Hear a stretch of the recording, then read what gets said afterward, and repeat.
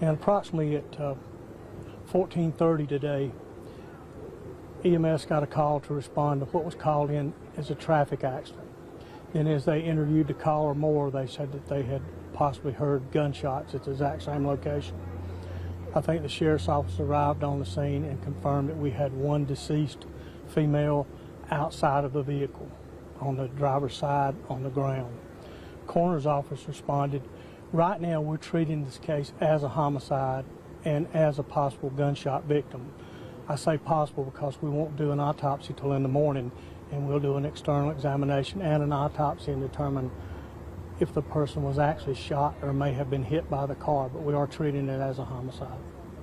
So no determination yet whether or not it was a gunshot wound that ended up taking her life, or if she was hit by the car, was in the car. Do you know any of that yet? We don't know for sure. We do know that the car does have what appears to be gunshots through the windshield of the car. Again, she does have some type of trauma, but until we do an examination and an autopsy, we don't know exactly what caused that trauma. Now, when we move her, we may know more shortly. Do you know if this was domestic related or possibly a targeting situation, drive-by potentially? Not sure. We talked to multiple witnesses out here, a couple of neighbors, one that's right there in the house, one that was outside the house, and he describes what he hears as screeching noise, like a vehicle is trying to stop, and then he heard something what he described as a loud crash. Then he came from the house and heard multiple gunshots. So he slowed up at that time, then come around the house, walked over and actually seen the vehicle and thought it was a traffic accident.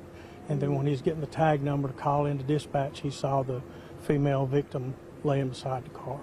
Do we know if anybody else was hurt during this incident? Not to my knowledge, but now the sheriff's office would know a lot more than if there was multiple people in her car and if there's any other vehicles involved.